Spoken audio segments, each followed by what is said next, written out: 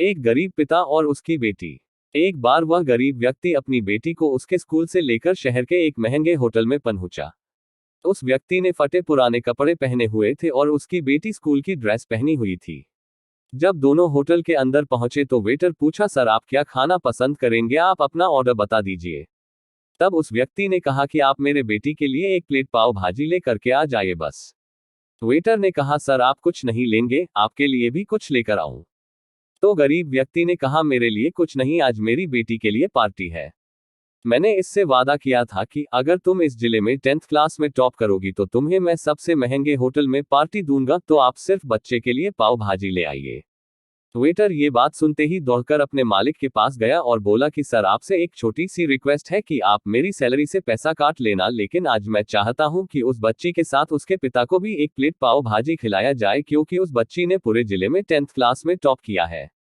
वह गरीब पिता है, ज्यादा पैसे नहीं होंगे इसलिए कह रहा है, सिर्फ बच्ची के लिए ले आओ।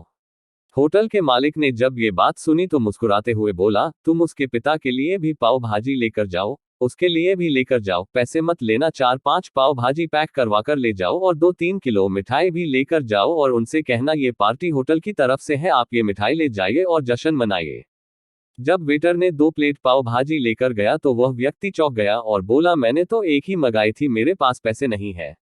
वेटर बोला, अरे सर शर्मिंदा मत कीजिए, ये पार्टी होटल की तरफ से है, आपकी बेटी, हमारी बेटी ने टॉप किया है, ये मिठाइयाँ लेकर जाइए और जश्न मनाइए। पिता और बेटी खुश हो गए और चले गए। कई साल बीत गए। उस गरीब पिता की लड़की अब यूपीएससी की तैयारी करके कलेक्टर बन चुकी थी और इत्तेफाक से उसी शहर में उसकी पोस्टिंग हुई थी। उस लड़की ने उस होटल में सूचना पहुंचा दी कि मैं उस होटल में लंच करने के लिए आ रही हूँ। होटल के मालिक ने जब ये सुना तो होटल को पूरी तरह से सजावा दिया। गांव में ये बात पूरी तरह से फैल गई और कस्बे के सभी लोग उन्हें देखने के लिए आने लगे।